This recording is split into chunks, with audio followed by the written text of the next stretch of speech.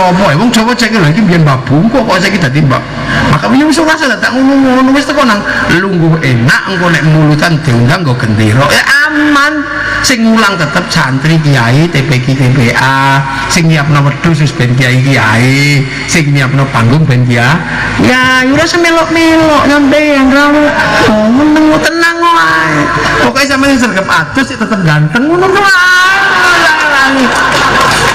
aman tenang ora sedadak terus ngono lah saiki kadang aneh-aneh kami kapok lho terus kapok wis to ora usah dadak satu HP lebih mulia daripada 70 lah ora usah muni ngono engko nek kene terus mogok sampean tak kon wedhus mumet kok tambah sampean kene aku tak leren wae wong kowe apik kono wis sampean nang mulang TPQ beb mumet kok sampean wis nang meneng ngono tak kene sing mulang TPQ tak mene sing mulang sing nganggo wedhus pokoke panjenengan dugi nggo gendera karo terbanget wis ngono tok syukur-syukur tambahi kendang tambahi organ wis cocok iki lawanan nggih tenan kanca-kancane jenengan sing aneh-aneh lho sing ngono sing ngene joget pola-pola Jawa ki duwe kan ngono dalam darah kami ada darah Rasul sampean wis kalah mbek tanggane sampean ngono karena di dalam tubuhnya ada darah Tuhan jenenge Yesus lu top menewe wis dadak ribut wis ngrasakno dhewe ngono ae di kontes DNA barang repot semua meneng ngono takon nasabnya terputus nek iso jawab ya jawab nek gak iso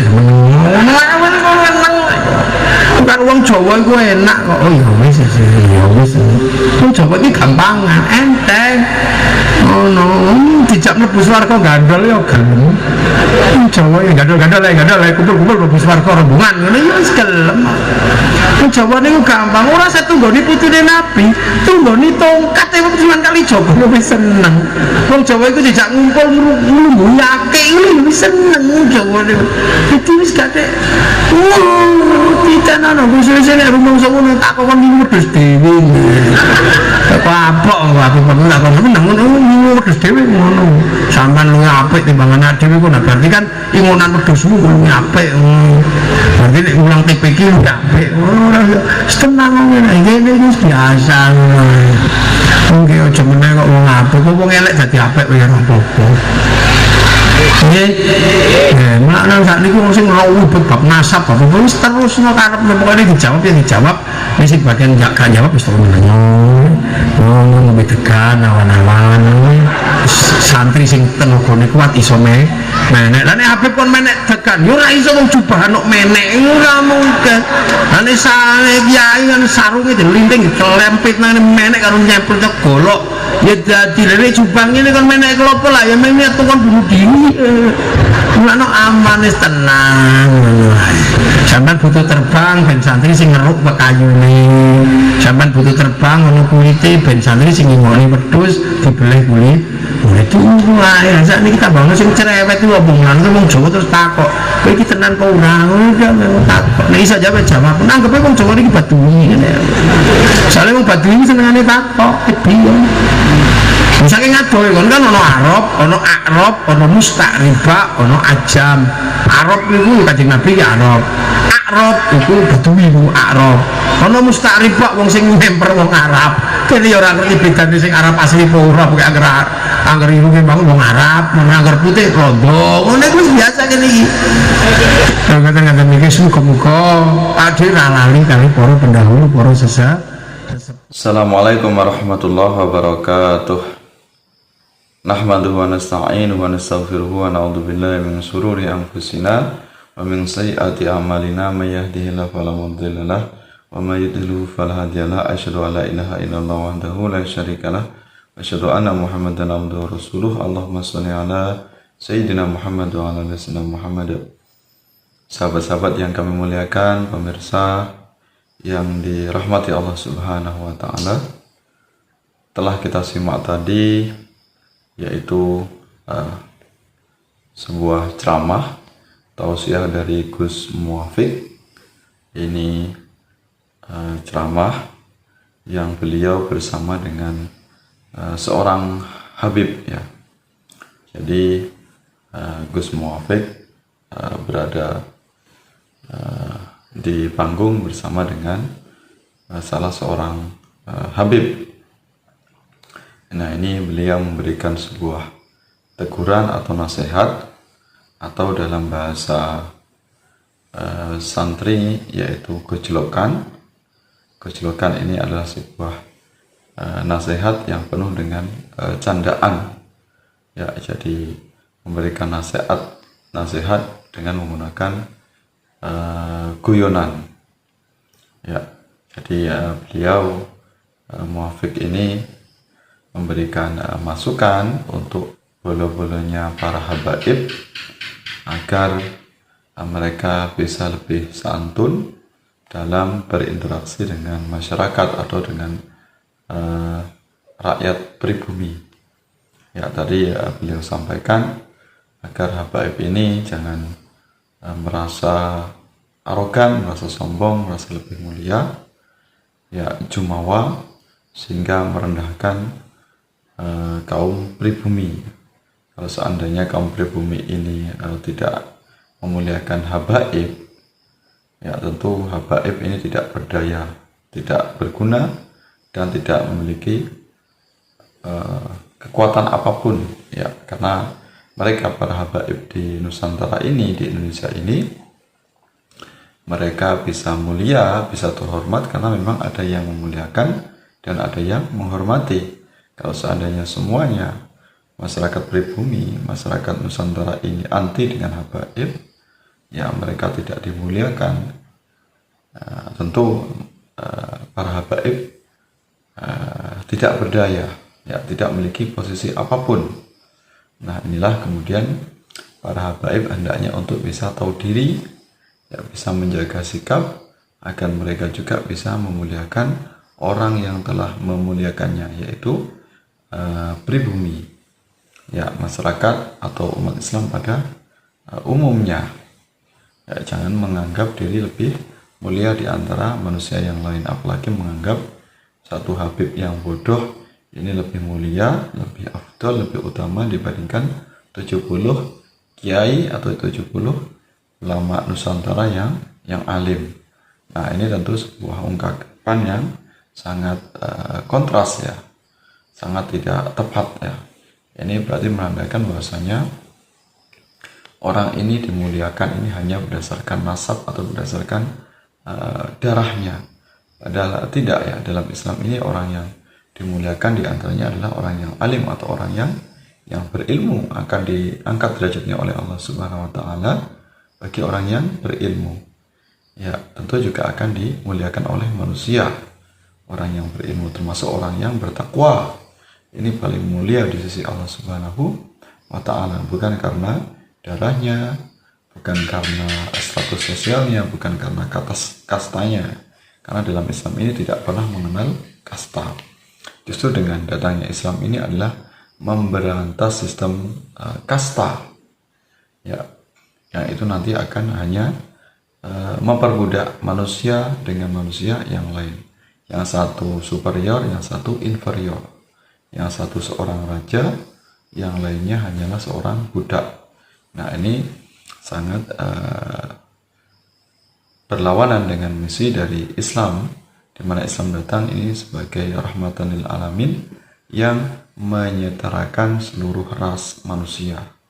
Ya, ras Arab, ras Yaman, ya ras Nusantara, ras Cina, ras Eropa, apapun dia rasnya, ini tidak ada yang lebih mulia, semuanya adalah setara, kecuali yang membedakan adalah ketakwaannya, ya seberapa dia ibadahnya, ya, seberapa dia patuh dalam melaksanakan ajaran Islam. Itulah orang yang akramakum indallahi atqakum, orang yang paling mulia di sisi Allah.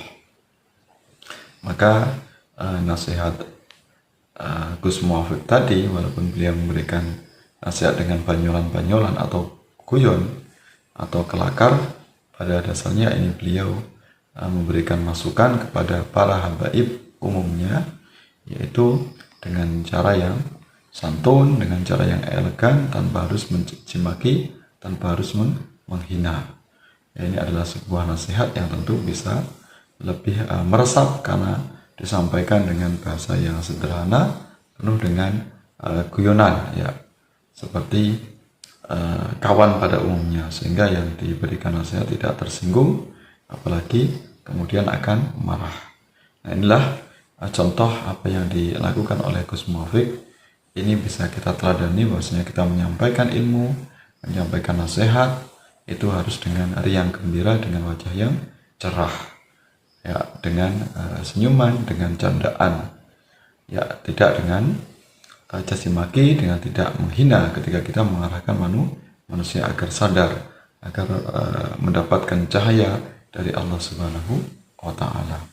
Jadi nasihat yang disampaikan oleh Gus Muafik ini adalah nasihat yang sangat bijak, sangat bagus, ya, memberikan nasihat tanpa harus lawan orangnya atau yang diberikan nasihat ini ketersinggungan. Nah, ini sebuah contoh dari ulama-ulama kita terdahulu juga seperti itu. Setiap menyampaikan kalam hikmah tentu tidak lepas dengan candaan, ya, candaan yang tentunya sewajarnya, candaan yang tidak lepas dari nilai-nilai ajaran Islam. Maka harapan kita semuanya janganlah ada lagi kesewenang-wenangan dari para oknum habaib. Ya, jadi habaib kalau ingin dimuliakan oleh manusia, oleh rakyat Nusantara, oleh pribumi, maka hendaknya mereka juga, para habaib, juga memuliakan orang pribumi, tidak merasa lebih hebat, lebih agung, lebih mulia di sisi Allah Subhanahu wa Ta'ala. Karena apapun darahnya, ya, tapi kalau dia tidak beradab, tidak berakhlak, dan tidak berilmu, tentu tidak ada manfaatnya sama sekali darah itu. Ya, orang yang dimuliakan oleh Allah Subhanahu wa Ta'ala bukanlah karena ras atau bukan karena golongan darah, tapi seberapa taatnya kita kepada Allah Subhanahu wa Ta'ala. Nah, inilah nasihat bijak yang pada khususnya diarahkan kepada habaib, tapi juga bisa menjadi peringatan kita semuanya, pelajaran bagi kita semuanya. Harapannya nanti kita hidup di tengah-tengah masyarakat, tidak ada lagi pengkotakan, tidak ada lagi sistem kasta, tidak ada yang lebih mulia, lebih unggul di antara manusia yang lainnya. Semuanya setara, semuanya sederajat, semuanya sama-sama kawulonya, sama-sama hamba Allah Subhanahu wa Ta'ala, yang semuanya punya kewajiban untuk taat, patuh menghadap Allah, ya, menyembah Allah Subhanahu wa Ta'ala, dan saling memuliakan, saling menghormati di antara manusia satu dengan manusia yang lainnya. Ya, tentu kalau masih ada habaib yang sombong, maka mereka kalau faham, tentu mereka tidak memiliki kekuatan apapun, tidak berdaya. Apalagi ketika masyarakat sudah tidak memuliakannya, ya, rakyat pribumi sudah tidak menghormati habaib, tentu habaib akan kesulitan dalam berinteraksi, dalam menjalani kehidupan sosial di tengah-tengah masyarakat. Mereka mulia, ya, mereka terhormat karena memang rakyat pribumi yang memuliakan dan menghormati mereka. Dan penghormatan kepada habaib ini karena semata-mata ikhlas, semata-mata ingin mencari syafaat dari kanjeng Nabi Muhammad SAW. Maka untuk itu, terlepas apakah kemudian habaib ini berani tes DNA atau tidak, apakah mereka ini nasabnya tersambung kepada Rasulullah atau tidak, maka itu bukanlah sesuatu yang penting. Yang terlebih penting adalah bagaimana mereka menghormati masyarakat yang mereka tinggal. Ya, mereka bisa tahu diri, bisa memahami posisi mereka. Ya, ini yang paling penting, ya. Nah, sehingga di antara kita semuanya lagi tidak ada manusia yang lebih terhormat, lebih mulia di antara manusia yang lainnya. Mudah-mudahan bermanfaat untuk kita semuanya. Ya, mohon maaf atas segala hilaf, segala kekurangan. Terima kasih atas perhatiannya. Wallahu muwaffiq ila aqwamit thoriq. Wassalamualaikum warahmatullahi wabarakatuh.